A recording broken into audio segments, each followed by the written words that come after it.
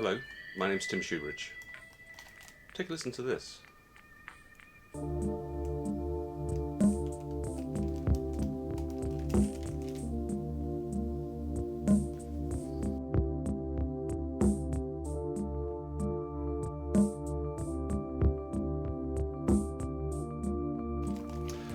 That's one of the most iconic synthesizer pad sounds ever played on one of the most iconic synthesizers ever built.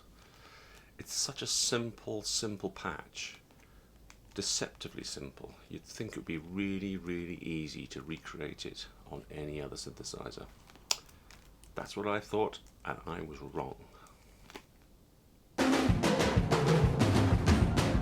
Okay, so the first big mistake that I made was to consult the internet. I thought it would be a good idea to just take a look on YouTube. There must be someone there who has made a video of recreating In the Air Tonight on a synthesizer, and I'll just see what they've done, and that's it. I can just then recreate it on my other synthesizers, no problem at all. In fact, what I found is there's quite a few people who have recreated the In the Air Tonight patch, or they think they have. They kind of all followed the same recipe.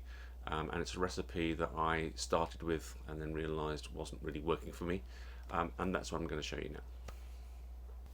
Okay, so according to the internet, the prescribed way of recreating the In the Air Tonight patch is to take two oscillators, because the Prophet 5 had two oscillators, play square wave on both of them, slightly detune them so you get that nice sort of like feel to the sound.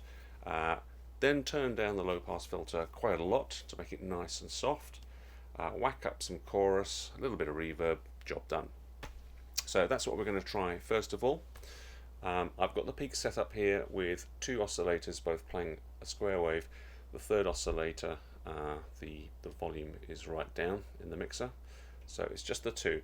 Now I've got Cubase set up and I've got the chords recorded and the bass recorded as a MIDI track. I'm just going to cycle that round and round and round like this. I've also got a recreation of the drum track to give it a little bit of authenticity. Sounds like that. So I'll just bring up the volume of the peak. Okay, so we have just the raw square waves in tune, and because this is a peak with Oxford oscillators, they are perfectly in tune with one another. So the first thing I'm going to do is to just detune them a bit. Just take the second oscillator and there you go. Too much doesn't sound good at all, sounds like an old rusty accordion.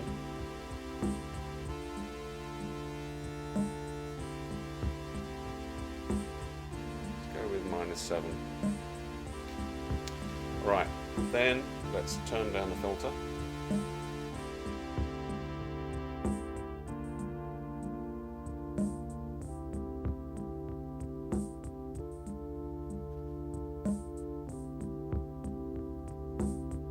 Bit of chorus.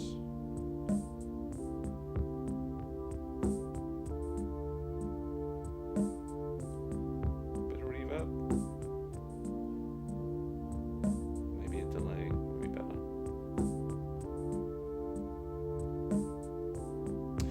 Thing is that this is an impossible task to recreate this patch exactly like the original soundtrack, because the Prophet 5 didn't have any effects on board, so they will have used outboard effects, decent, really good studio quality outboard effects, and it's going to be very difficult to find exact effects that will match. If you listen to the original, which I'm now going to play you next. Now, so the first thing to note is that those square waves sound nothing like the original, but we'll come to that in a minute. But the original's got this wonderful sort of spatial stereo quality to the sound. It's got this sort of almost like a ping pong delay going on, or a kind of sort of stereo tremolo effect.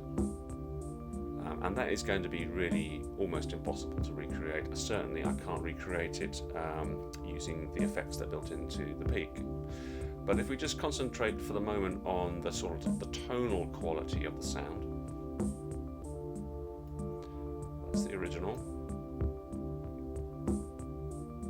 Next we'll come up with the Peak. Just doesn't sound anything like it at all, right? So what I'm going to do is I'm just going to play those first two chords of the original and then the Peak, and we'll just keep cycling around those, so it's just easier to do a compare and contrast. This is the original song. So the square waves are just far too boxy and give us sort of a hollow, woody sound, which is what square waves do. It's not a square wave on the original track, at least not the standard square wave. So the next thing to do then is to try and maybe change the pulse width of the square waves and see if that makes a difference.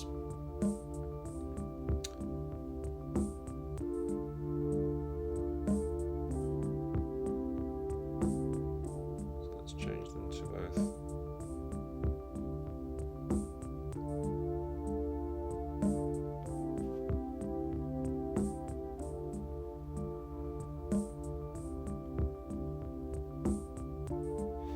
Changing the pulse width makes the sound harder, which means I need to apply more filter.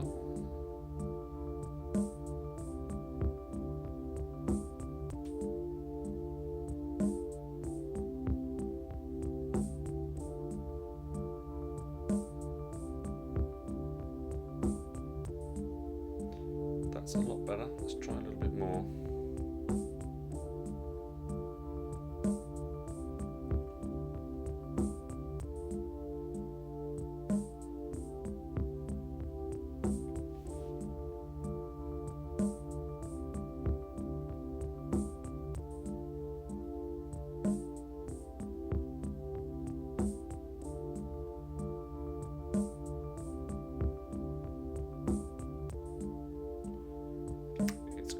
Close.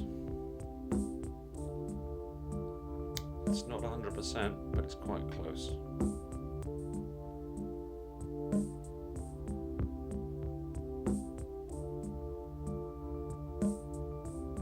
Now there's an alternative which, by playing around quite a bit, I've come up with, which is not to use two square waves, but actually to use a square wave and a sawtooth. So if I change the second oscillator so that it's a sawtooth, and then I change its octave and have it one octave higher.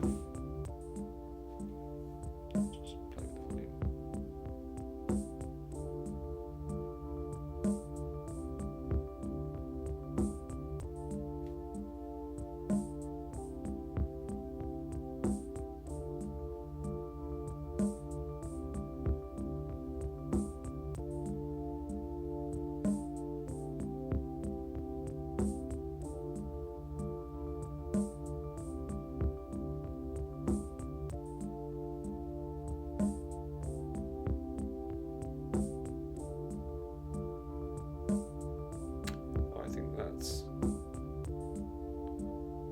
Closer.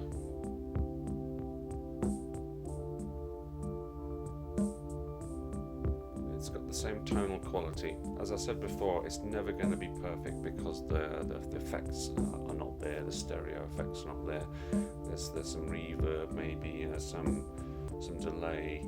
There's certainly some warmth, and also on the original, the bass two notes that are being played are coming through deeper than they are on the Peak.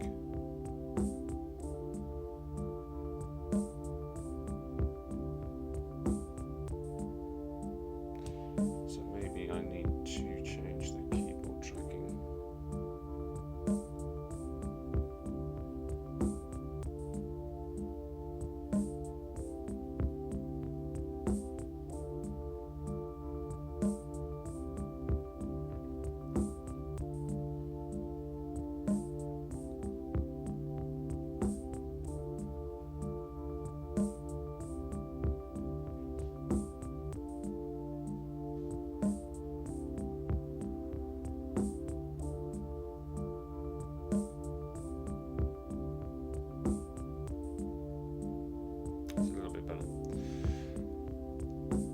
sort of get the idea of what's going on here, you can literally play around and tweak things for hours, if not days, to try and recreate a patch.